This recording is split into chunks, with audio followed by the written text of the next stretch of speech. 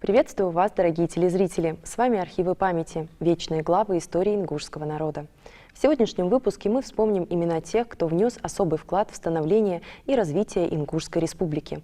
Об этом и не только расскажет наш гость, исследователь и архивист Берснакул Газиков. Приветствую вас. Добрый вечер. Берснакул Джабраилович, давайте перенесемся в период образования республики. Какими были первые шаги? Дело в том, что наша республика Ингушетия, она была образована 4 июня 1992 года. И прошло уже 34 года, этому событию. Многие видят нашу республику, она известна во всем мире сегодня. Здесь есть многие учреждения, объекты культуры, промышленные различные учреждения, предприятия. То есть жизнь здесь идет, как и во всей нашей стране. Дело в том, что можно подумать, молодое поколение может и немного не знать о том, что всего этого 34 года тому назад у нас здесь не было, на нашей территории здесь. Наши люди, они всегда мечтали о своей государственности, о восстановлении своей государственности. У нас образовалась Ингушская автономная область в 1924 году, 7 июля. Она просуществовала до 1934 года, после чего были объединены две республики в одну целую, Чечено-Ингушскую. И, как известно, в 1944 году была депортация, и мы лишились своей государственности.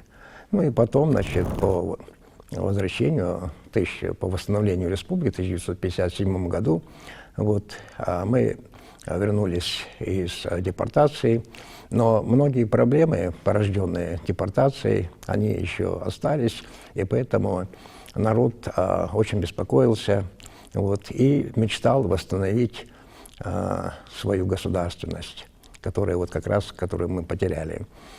И объяснялось тем, что в наших территориях, я имею в виду, например, районах, где проживали ингуши, практически не было никакой инфраструктуры.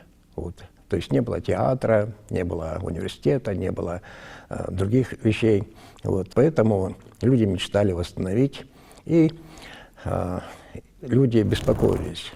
Но уходя немного дальше, любое событие, оно имеет свои, предысторию свою. Ингушский военный округ был образован в 1860 году с созданием Терской области. И этот округ, это, можно сказать, такая административная единица была, в которой как раз прообраз, или, до того, как была наша государственность. Это, я имею в виду, в XIX веке, в Российской империи. Она просуществовала где-то около 10 лет. Позже, в 1905 году, был образован Назранский округ. Исследователи отмечали, что с созданием Назранского округа были решены многие проблемы, которые были у ингушского народа. То есть люди потянулись к образованию, сократилось количество преступлений. То есть было очень видно, наглядно, что значит создание своей, национальной административной единицы. И когда в 1917 году, когда пришли большевики и пообещали много хорошего, ингуши приняли это предложение, отстаивали советскую власть, устанавливали ее здесь, на Северном Кавказе, главным образом активной, самой действующей здесь, на Кавказе, силой как раз были ингуши в это время. И все это вылилось в то, что в 1924 году была образована Ингушская автономная область. То есть государственность в составе советской России. Такая предыстория. Но затем мы знаем, что когда была депортация, то людей постигло горе, люди уехали, то есть была ликвидирована эта государственность, которая была. И в это время оказывается, что когда мы жили в Казахстане, я сам там родился, поэтому знаю это, Мы видим, что в публикациях в европейских газетах мы видим, что люди, наши люди, ингуши, которые оказались на чужбине, эмигранты, они беспокоились за наш народ, вот, и старались как-то помочь. Писали письма, обращались в различные международные организации. И вот мы с собой принесли вот газеты, вот смотрите, здесь новое русское слово, здесь вот в этих газетах, вот это называлось оно в Америке, здесь есть ряд публикаций, и там, значит, каждый раз, вот 23 февраля, в день нашего выселения, были, значит, проводились различные мероприятия, обращения с просьбой восстановить справедливость, вернуть народ на родину. И вот эти вещи потом, значит, здесь же, когда я еще был маленький, были такие разговоры, что приезжал как-то из Индии Джавахарлал Неру и обращался к Хрущеву с просьбой вернуть наши народы на родину. Но это были разговоры, а мы не могли подтвердить документами, но в газетах, вот в «Новое русское слово», есть публикация, где калмыцкое эмигрантское общество, оно, значит, от имени 5 народов просит, значит, Джавахарлала Неру обратиться к Хрущеву с просьбой вернуть вот эти народы на родину. То есть эти разговоры имели место, я имею в виду. И вот, казалось бы, с одной стороны, беспокоились наши люди, это имеется в виду Весенгерей Джабагиев, это Ибрагим Гелисханов, это Дауд Газиков, я с которым общался, разговаривал. Он говорил, что мы писали письма, хотели как-то помочь. И вот когда мы в Казахстане просматривали дела репрессированных, я смотрел личное дело отца своих близких родственников смотрел в архиве. И среди вот этих личных дел попадается очень большое количество различных обращений к руководству страны с просьбой вернуть государственность, установить справедливость. И таких обращений очень много было. И, как известно, в 1956 году состоялся 20-й съезд партии, и здесь как раз был осужден культ личности.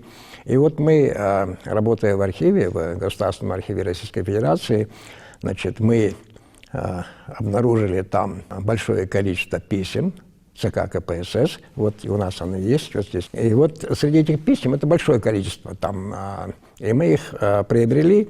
И что вот интересно, вот посмотрите, вот письмо. Вот пишет Москва председателю Президиума Верховного Совета Ворошилову от ученика 8 класса. Это некий Мухиу Юха, 8-классник, который пишет, что он не знал многие вещи, но вот он узнал и просит, значит, восстановить справедливость, вернуть наш народ на родину. Это вот 8-классник. Здесь интересно просто почитать, мы не будем это зачитывать. Этих писем здесь много, но здесь хотел бы еще показать одно письмо. Вот. Это некий Ужахов Мочко Бапинович. Вот. Оно мне было очень интересно. Во-первых, он излагает всю, значит, ситуацию, которая сложилась с нашим народом. И здесь есть как раз ответ на вопрос. Вот когда мы говорим, что в 1905 году был образован Назранский округ, ну, понятно, что сам по себе округ не мог быть образован, если бы не было бы каких-нибудь предложений снизу, значит, кто-то же это организовывал, кто-то просил, подавал там заявления, но кто-то трудился на этом, чтобы, как бы сказать, создалось это Назранский округ. И вот в этом его письме здесь есть ответ на этот вопрос. Он пишет, что как раз в это время он в числе других людей подавал прошение депутату Государственной Думы Гайдарову. И получается, что образование округа Назрановского как раз было связано с инициативой ингушей, ингушского народа. Но нам предстоит, конечно, узнать имена и других товарищей, которые вместе подавали и хотели да. То есть они думали о судьбе ингушского народа. И в 1964 году у нас здесь есть у нас документы, это документы из личного архива Бориса Зангевича Мурзабекова.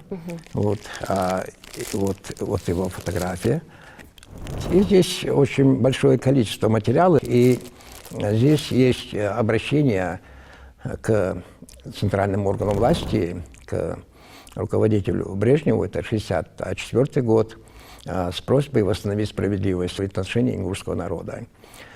То есть я хочу сказать, так вот, беспокойство народа о своем будущем, оно все время присутствовало, и люди проявляли какую-то инициативу. И вот уже позже, в 1972 году, было знаменитое письмо, обращение ЦК КПСС. Это обращение предшествовало митингу, который был в 1973 году. И вот это у нас есть эти документы, мы их взяли. Здесь, посмотрите, здесь они у нас есть. Вот. И здесь я просто хотел бы зачитать это обращение. Ну, вот я покажу просто сначала. Да, здесь написано: «Глубоко уважаемый Николай Викторович», это Подгорному он пишет, «мы очень просим вас ознакомиться с прилагаемыми письмами о судьбе ингушского народа. Мы просим поставить вопрос ЦК партии и поддержать просьбу ингушского народа о создании ему нормальных условий для существования и развития, таких, как у всех других народов. Мы не просим для своей нации никаких привилегий. Мы думаем только о равенстве, о соблюдении в отношении нас ленинской национальной политики. Ингушетия была автономной, но ее территориально систематически расчленяют и свели до 2 районов». Вот так вот. И подписанты. Вот в этом письме есть подписанты. Это письмо известное, а вот что касается подписей, вот мы их покажем здесь. Вот я покажу. Вот люди, которые подписались под этим письмом. Здесь вот сказано: «Первый подписанный экземпляр настоящего письма направлен генеральному секретарю ЦК КПСС товарищу Леониду Ильичу Брежневу 2 ноября 1972 года и находится там. Его подписали». И вот здесь полный список тех, которые подписались под этим письмом. Здесь он состоит из 2 листов. Вот. Это люди, которые беспокоились о судьбе своего народа. И затем, значит, в 1973 году был митинг, как раз связанный с восстановлением ингушской государственности. Многие люди пострадали, вот в этом смысле, участники, я имею в виду. Вот. Но все это создало базу для последующего борьбы, что ли, или беспокойства о судьбе нашего народа, о восстановлении государственности. И поэтому вот события в 1988 и позже уже наступил период, когда страна сама стала проявлять здесь различные были события в нашей стране, в общем.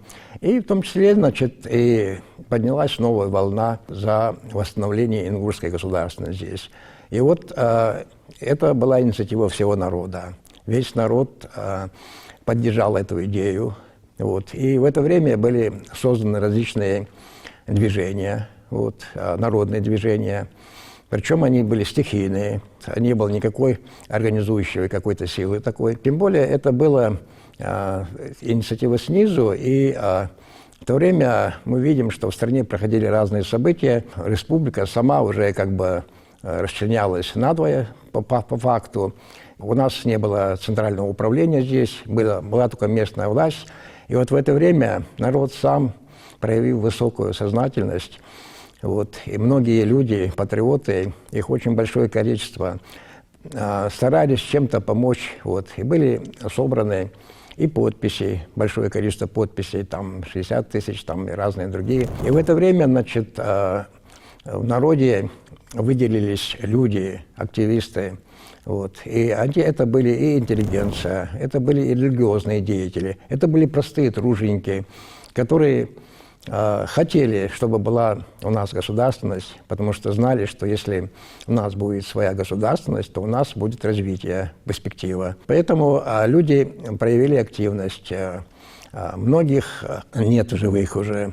Поэтому, когда речь идет о тех людях, которые посвятили свою жизнь восстановлению государственности, справедливости, то назвать все имена будет трудно, а если мы будем перечислять, то мы можем упустить многие имена. Поэтому мне сложно говорить, сложно перечислять, но я, с одной стороны, и очевидец сам этих событий, но главное в этом, почему все это мы смогли добиться государственности, потому что была выбрана правильная стратегия.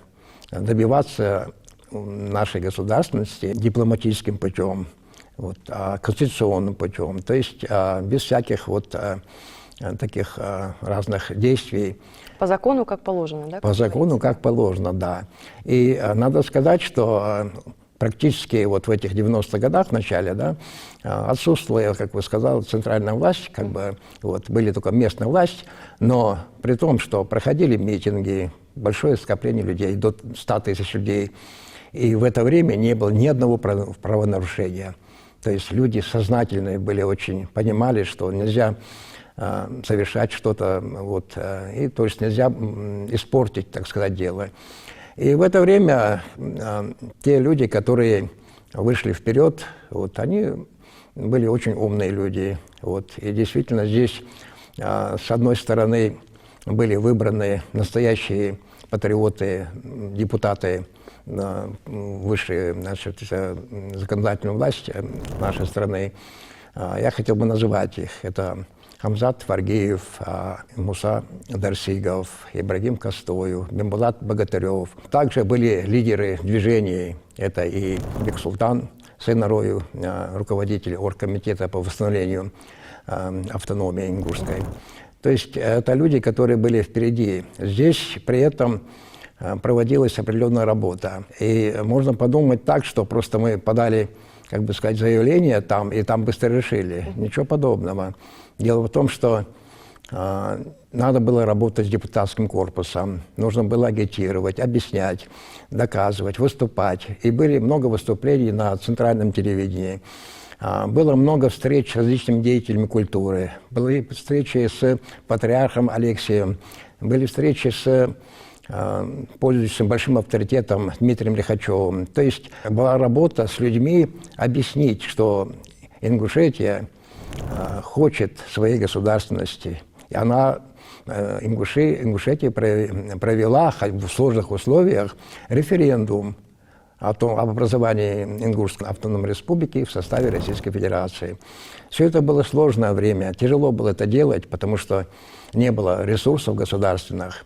И вся эта работа сконцентрировалась легла на плечи наших депутатов в основном, которые как раз занимались в высоких кабинетах решением этих вопросов. И они с честью выполнили свой долг перед Родиной, перед своим народом.